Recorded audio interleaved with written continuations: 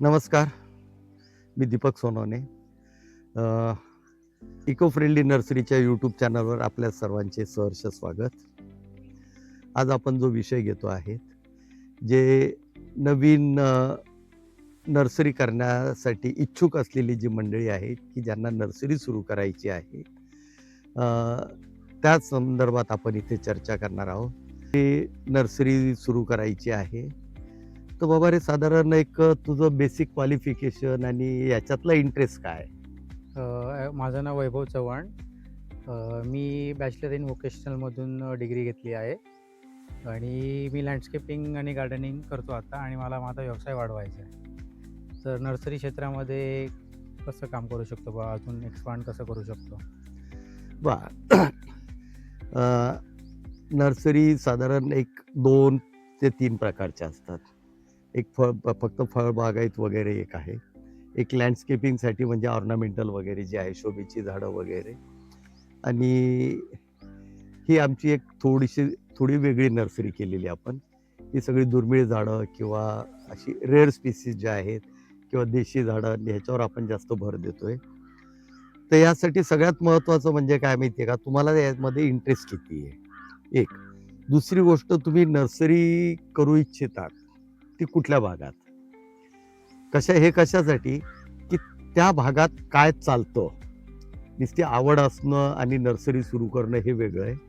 आणि नर्सरी सुरू केली म्हणजे ती चालली पाहिजे. त्याला लागणारी इन्व्हेस्टमेंट आणि आपला निदान खर्च जो आहे तो निघून आपलाही संसार वगैरे सगळं चाललं पाहिजे. तर नर्सरी सुरू करताना सगळ्यात महत्त्वाचं म्हणजे अ, सध्या बरीचशी मंडळी जी आहे बाहेरून झाडं आणून विकत राहते.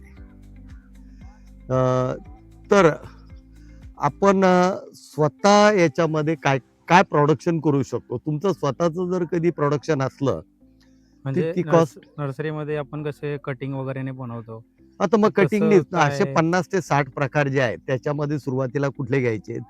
गुलाब सगळीकडे चालतो, जास्वंद सगळीकडे चालतो.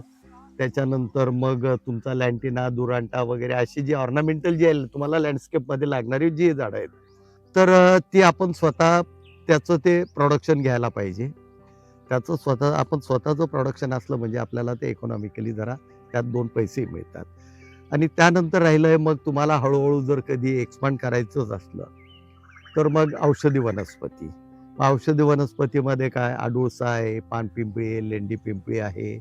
अशा ज्या काही वनस्पती आहेत, त्या साधारण तुम्ही ज्या क्लायमेटला नर्सरी सुरू करणार आहात किंवा तुमच्याकडे जो क्लायंटेल आहे, तो कुठल्या एरियातला आहे त्यानुसार किंवा टेरेस गार्डन किंवा परसबाग वगैरे जे करतायत ना, मग त्याच्यासाठी लागणारी जी काही झाडं आहेत, ह्या आहेत. किचन गार्डन वगैरे असं? किचन गार्डन वगैरेसाठी लागणारी. मग त्या किचन गार्डन म्हटलं, की मग त्याच्यामध्ये वांगी, मिरची, टोमॅटोची ही रोपं आलीत, ही अशी आली ती.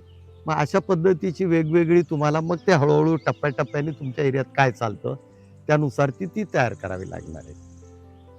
तर त्यासाठी सगळ्यात महत्त्वाचं म्हणजे आपल्याकडे जागा कमीत कमी अर्धा ते 1 एकर हवी.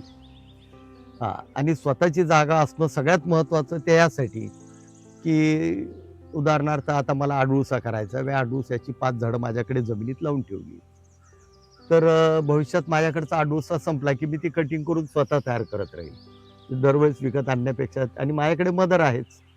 अशी जी आहेत, मग त्याच्यामध्ये मोगरा आहेत, म्हणजे अशी मग बरीचशी झाडं जी आहेत ना, साधारण 60 ते 70 प्रकार किंवा 100 प्रकारापर्यंत तुम्ही जर कधी ही मदर लावून ठेवली, हेलिकोनिया आहेत, जी काही असतील ती लावून ठेवायची आणि त्यानुसार मग तुम्ही ते प्रोडक्शन घेऊ शकतात.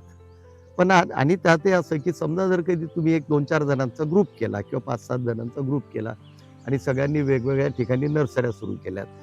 तर होतं काय माहिती आहे का?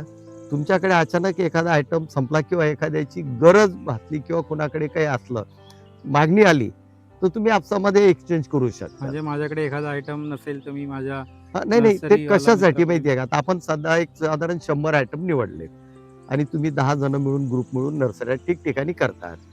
तर त्यातले 10 आयटम तू मल्टिप्लाय जास्त प्रमाणात करायचे. प्रत्येकाने 10-10 आयटम वाटून घ्यायचे. जे प्रत्येकाने वेगवेगळे हां, करा. वेगवेगळे.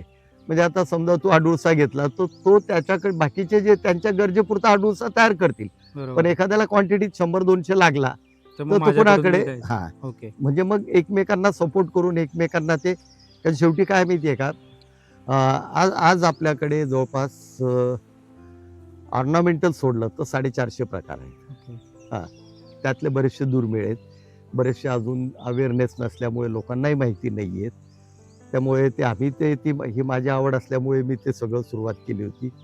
आणि त्यातली काही झाडं जर कधी लागली, समजा दुपाची झाडं, पण दुपाची झाडं तुमच्याकडे जाऊन जातील की ते साधारण वर्षाला 8-10 झाडं जाणार आहे. त्यामुळे एक एक वानोळा म्हणून जसं ठेवतो की आपणही ती झाडं ठेवतो, ती करता येतात. त्याच्यानंतर देशी झाडं जी आहेत, त्याचं जसं जसं ज्याला जे बिल उपलब्ध होईल त्यांनी त्या त्या प्रमाणात, किंवा मग बिया आपसात वाटून, हम्म. मग प्रत्येकाने समजा एक 100-100 रिठा केला, 100-100 सुगंधी रिडा केला, निलगिरी, हा 100-100 निलगिरी केली. जे काही मिळेल ते त्या त्या प्रमाणात जर कधी करत गेलं तर ते तुम्हाला ते सोयीस्कर राहतं. त्या सगळ्यात महत्वाचं म्हणजे काय माहितीये का, आपल्याला आपलं स्वतःचं मल्टिप्लिकेशन, हा त्याच्यामध्ये तुला आम्ही एक मदत करू शकतो. तुला हवं असेल, तुला ते शिकायचं असेल, आपल्याकडे रूम आहे. तुझं स्वयंपाकाचं साहित्य घेऊन ये, 10 दिवस इथे राहा. माझ्या माणसांबरोबर कटिंग, बॅगा कशा भरण्यात, बॅगा कुठे मिळतात, पॉट कुठे मिळतात, काय रेटने मिळतात, ती सगळी माहिती इथं मिळून जाईल. कटिंग शिकून घे, कटिंग कसं करतात ते, आपण मदर कुठे लावायचे, कसे लावायचे, त्याला वातावरण कुठलं लागतं, कुठल्या वेळेस कटिंग करायचं, ते आणि लावायचं कसं. कोणता पिरियड हा, तर ते जे आहे ना, आणि मग ती कशात. सगळी, हा ती सगळी माहिती इथं आपल्याला मिळू शकते. आणि राहिली काही गोष्ट अशी आहे की समजा बुवा आता आपल्याकडचे काही दुर्मिळ झाड आहे, तर ती कधी गरज पडली तर मग तू इथून ती निवडू शकतोस ती. तर त्यासाठी ते महत्वाचं आहे की तुम्हाला स्वतःला तुमचं प्रोडक्शन जे मॅक्झिमम तुम्ही कराल तर तुम्ही सर्वाइव्ह होऊ शकतात. जास्तीत जास्त प्रोडक्शन करायचं बुवा. हो, तुम्ही स्वतः, हा त्यासाठी लागणारे जे मदर आहे ती तुम्ही देऊ शकतो. ओके. समजा कापूर तुळस आहे, लवंग तुळस आहे, लेमन तुळस आहे, कृष्ण तुळस आहे, राम तुळस आहे, वैजयंती तुळस आहे. याची एक स्टिविया 10-10, आहे. 20-20 झाडं जी आहेत ती ही तुम्ही इथून निघून प्रोव्हाइड आली. करू हा, सब्जा आहे, सुरुवातीला, हा मिंट इनिशियल आहे, हा. स्टेजला. तर ही जी आहेत ना, ही तिथं नेऊन लावली की मग त्याचं तुम्ही कटिंग करून त्याचं मल्टिप्लिकेशन इथून शिकून जाणार आहात, तिथं ते करू शकता तुम्ही. ओके. पण स्वतःची जागा असणं महत्वाचं आहे. मग ती त्याच्यामध्ये, आता समजा तुझ्या जागा, स्वतःची जागा दुसरीकडे आहे की जी रोडला नाहीये, त्या ठिकाणी ऍक्सेस नाहीये, तर मग त्या ठिकाणी सगळे मदर लावायचे आणि कुठेतरी अगदी रोडला ज्या ठिकाणी ट्रॅफिक आहे किंवा गर्दी आहे त्या ठिकाणी एखादी जागा रेंटल घ्यायची 10-1 गुंठे आणि त्या ठिकाणी. असेच माझे भरपूर मित्र आहे हा, जे लँडस्केपिंग वगैरे केले त्यांनी, हा. म्हणजे कोर्स वगैरे केले आणि त्यांना आवड आहे नाही, नर्सरीमध्ये मग असे यायची. असतील ना, मग ग्रुप जर कधी असला तर तुमचा ग्रुप जर कधी डेव्हलप झाला तर आम्हालाही आनंद आहे. कारण कसं आहे माहिती आहे का, आपणही आता माझ्या काय वयामुळे मी बहुतेक 4-6 महिन्यात मी सुद्धा वाइंड अप करणार आहे. तर मग मलाही सांगता येतील की बुवा ही मुलं आहेत, यांच्याकडनं तुम्ही ही झाडं मिळू शकतात, किंवा माझ्याकडे कोणी आलं तर मी तुमचं नाव सजेस्ट करू शकतो. माझे मित्र आहे, त्यांना आता नर्सरीची ट्रेनिंग वगैरे हवी असेल, हम्म.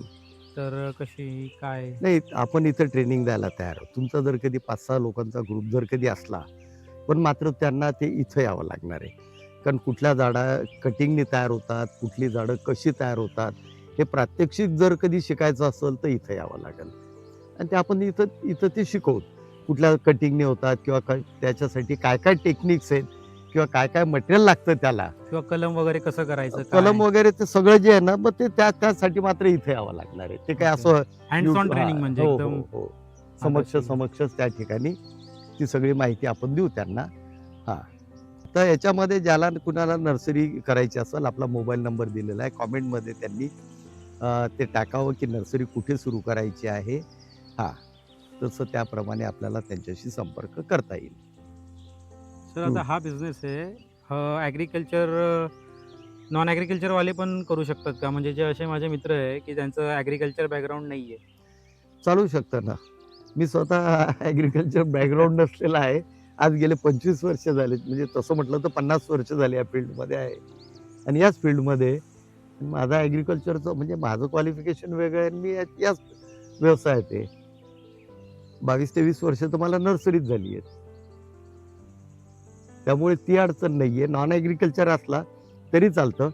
याच्यामध्ये कटिंगनी कुठलं रायझोबियम जे आहेत, म्हणजे आपलं रायझोम जी आहेत म्हणजे मुळं वगैरे आहेत, हेलिकोनिया वगैरे किंवा म्हणजे हळदीसारखे जे प्रकार आहेत हे वेगळ्या पद्धतीने, काही गुटी कलम आहे, काही कलम आहेत, हे वेगवेगळे प्रकार आहेत सगळे हे. म्हणजे सगळेजण ट्रेनिंग घेऊ हो, शकतात, असं हो, काही हो. नाही की सगळेजण ट्रेनिंग घेऊ शकतात. बॅकग्राऊंडच पाहिजे हो, असं. हो, हो.